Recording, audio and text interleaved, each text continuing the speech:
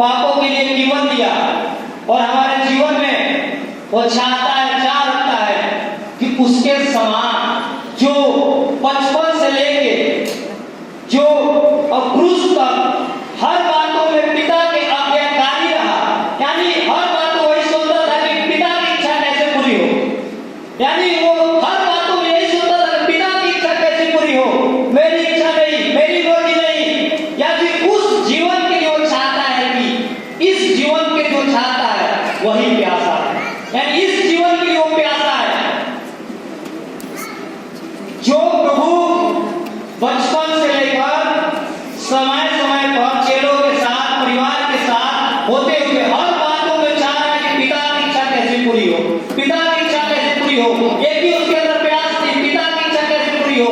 अपनी मर्जी नहीं चाहता था, वही चाह रहा है आप और हमसे। उस जीवन के लिए वो प्यासा है, उस जीवन के लिए वो प्यासा है। जो आत्मा नाश हो रही है, जो आत्मा तड़प रही है, जो आत्मा अपने जीवन को देखकर वो इधर भटक रही है, यहाँ जा रही है, वहां जा रही है, उसके जीवन में कोई शांति नहीं है, उसके जीवन में वो आनंद नहीं है, उसके जीवन में कोई सुख नहीं है, उस आत्मा के प्रति वो प्यासा है। और हमें चुनकर वहां से लाया, इस मंडली में अपने प्रेम को प्रकट किया, अपने प्रेम को दिखाया, अपने प्रेम हमारे प्रति एक नमूना दिया, ताकि हम उसके समान जिए, उस जीवन के जैसा जिए। वही प्रभु चाहता है। जब एक विश्वासी समझ लेता है प्रभु मेरे लिए, मेरे पापों के लिए, मेरे गुनाहों के लिए क्रूस पे मरा, मेरे अपराधों ने उसके सिर पर मुकुट, कांटों का मुकुट, मेरे पापों ने उसके नाजुक जब वो पर कीड़े ठोका, मेरे गुनाहों के लिए कोड़े खाया। ऐसी कोड़े वचन पढ़ेंगे, उसकी दुर्दशा कैसी थी हम पढ़ेंगे। यशाया 52 अध्याय, उसकी हालत कैसी हो चुकी थी। यशाया 52 अध्याय पढ़ेंगे, यशाया 52 अध्याय उसका 14 वचन पढ़ेंगे, 14 का अंतिम भाग। जैसे बहुत से लोग उसे देखकर चकित थे, क्योंकि उसका रूप यहाँ तक बिगड़ा हुआ था कि मनुष्य का सा न जान पड़ता था, और उसकी सुंदरता भी आदमियों की सी न रह गई थी। यानी प्रभु की ऐसी वो रूप हो गया था, वो दिखता ही नहीं था कि इंसान है, यानी आदमी। यानी उसकी वेदना, उसकी तड़प, उसके जीवन के जो शारीरिक था, उसकी हालत ऐसी हो गई थी कि वो मनुष्य सा दिख नहीं पड़ता था। कारण क्या है? हमारा गुनाह, हमारा पाप, हमारा अपराध, जो हमने गुनाह किया, जो हमने गलत काम किया, जो हम गंदे गंदे सोच लिए, जो हमने बुराई किया, जो हमने झूठ बोला, जो हमने चोरी किया, जो हमने गाली दिया, जो किसी की निंदा किए, हम जिसकी बुराई किए, एक दूसरे से लड़े, एक दूसरे गिराने की चेष्टा किए, यही अपराधों ने उसकी ऐसी दुर्दशा कर दी। यानी एक विश्वासी जब ये बातें समझता है, हे प्रभु मेरे लिए, मेरे गुनाहों के लिए तू मरा क्रूस पे, मेरे पापों के लिए, प्रभु ये जीवन आपका है।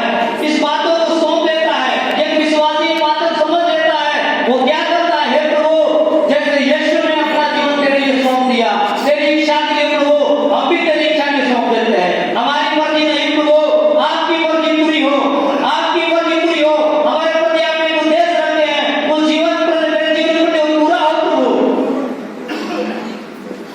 प्रभु यही चाहता है हमसे।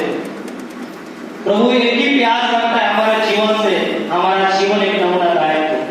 हमारा जीवन के प्रति वो प्यास चाहता है, हमारे जीवन को चाहता है कि हमारा जीवन उस नमूनादायक हो।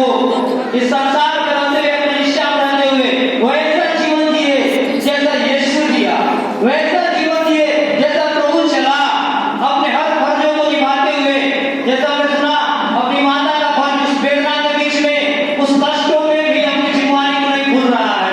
हमारे पास एक छोटी सी समस्या आ जाए, हम अपनी जिम्मेदारी भूल जाते हैं, लेकिन उस वेदना में, उतनी कष्ट में भी अपनी जिम्मेदारी को नहीं भूला। उसी तरह प्रभु हमसे चाहता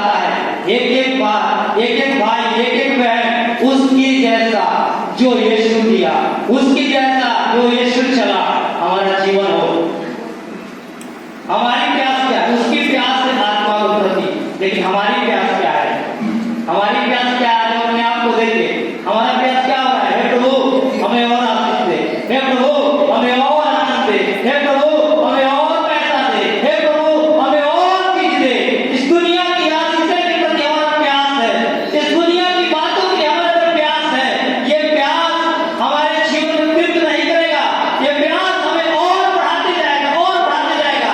हमारी प्यास है वो सिर्फ यीशु ही बुझा सकता है, हमारी आत्मा की प्यास है वही बुझा सकता है।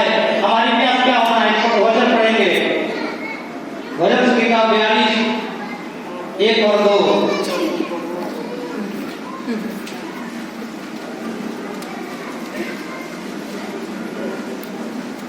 जैसे हिरनी जल के लिए तड़पती है, वैसे ही हे परमेश्वर मैं तेरे लिए हाँफता हूँ।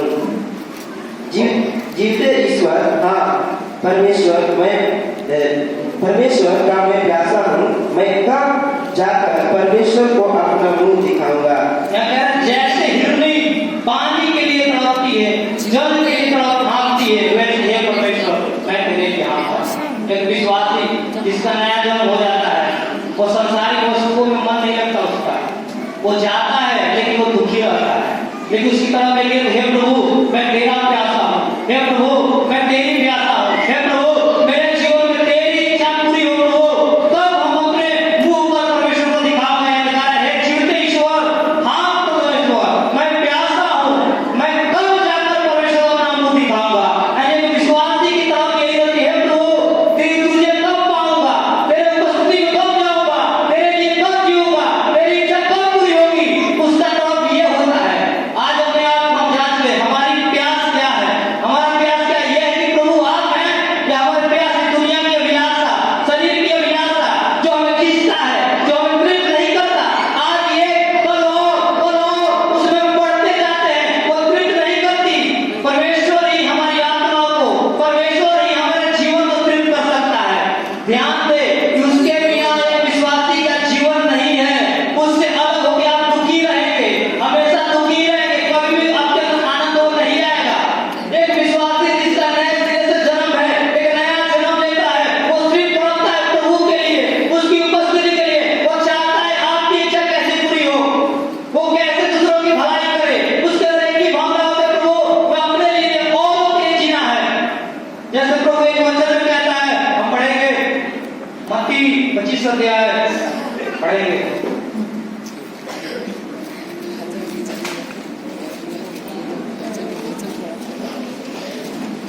25 अध्याय